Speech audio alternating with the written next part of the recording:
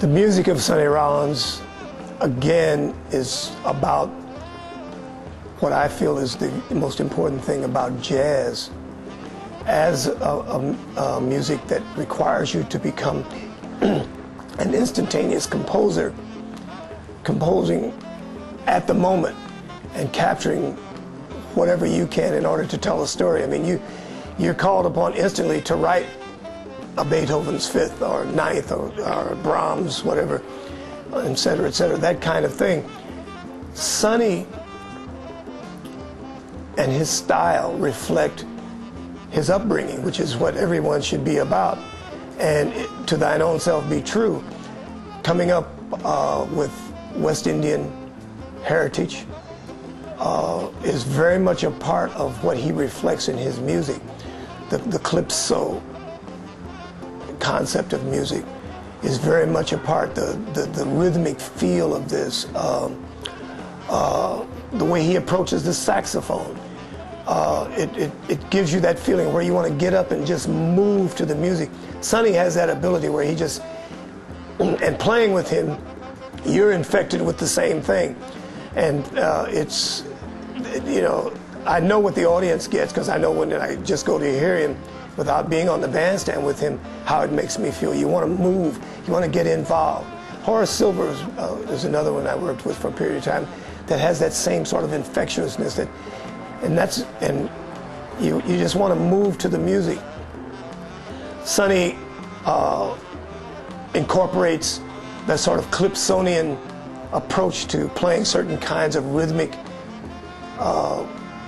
motifs within what he plays. Certainly his tune St. Thomas sort of epitomizes that, and it acts as a springboard for him to really reflect on it. Be-do, be-do, be-do, be-do, be-da, boop, boop, be-dee, boop-a-doo, boop-a-bop, boop-bop-a-doo. You know, he incorporates that, and he knows how to build his solos so that he really just takes you along. And not many musicians can do that, because some people can wear out their welcome. I know Roy Haynes used to tell me about how Charlie Parker would say, you know, leave them wanting some. And I hear the mistake that a lot of younger players are making when they think that they can do what a Sonny Rollins or John Coltrane used to do in playing these long solos, but they're not really listening to understand how they are composing it, how they're starting off. It's like writing a novel. You know, you don't jump right into the climax. You have to build towards this, and you have to think compositionally. And some people have that innate nature of knowing how to do that. Thelonious Monk. You know, I used to just marvel being on the bandstand with him, and when I listened to his music, how he would build the situation. And Sonny's learned from all of these people. He learned from Bud Powell. He learned from Coleman Hawkins. And he was always very open. That Tenor Madness album, you know, he told me that John just happened to come by a recording session and had his horn and took out the horn. And that's how Tenor Madness came about on that particular date for Prestige. And I remember going to a record date that he did, and Freddie Hubbard was on. It was called East Broadway Rundown. And Sonny asked me, where's your weapon? You know, why?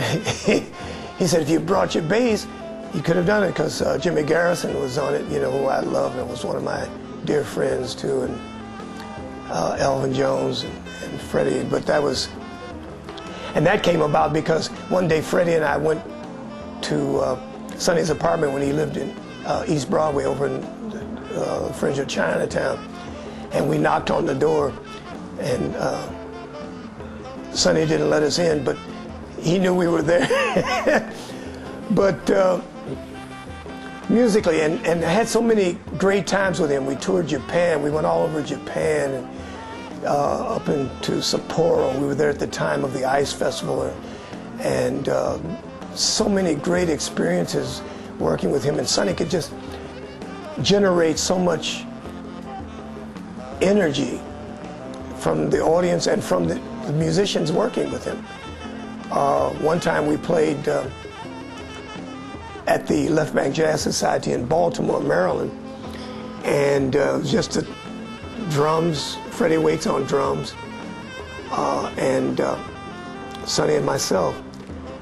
And Sonny had it so he had those people just hollering and screaming. And every now and then I'd run into Sonny. He says, "Oh, Larry, you remember when we played Baltimore, man? We could have been like the Pied Pipers, you know, and we could have gone to the streets, man, and just led the people, and they would have gone with us." I mean, and the fact that he was aware of that, you know, and that's not meant to say that he was being egotistical about that. It's just that, you know, Sonny, Coltrane, and Miles, all those, Dizzy, all those guys were like preachers. They're like Baptist preachers. Once they start talking, Martin Luther King, you know, like with words and being able to just elicit responses from people.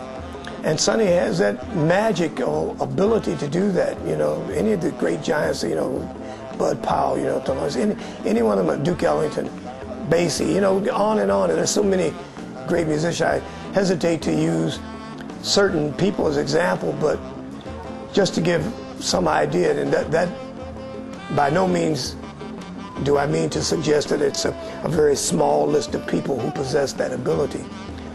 Unfortunately, the media and even certain writers and journalists tend to sort of bring everything in a very narrow niche. You know, even the great Louis Armstrong, as great as he was, and this is not to diminish anything about his greatness, but there were a lot of other guys that were around that were playing their butts off too. Jabbo Smith, Henry Red Allen, Hot Lips Page, you know, on and on. We can go. Freddie Kepper, there's a whole bunch of folks around, you know. But, and that's, like I say, it's not to diminish anyone's accepted stature, but I just think that sometimes the jazz history books have done a slight disservice, and maybe the jazz polls have played a role in that, because we live in a society where they want to make it a very gladiatorial kind of circumstance where you always have to have one where the people in the crowd say thumbs up or thumbs down, you know, which is foolish when it comes to talking about an art form.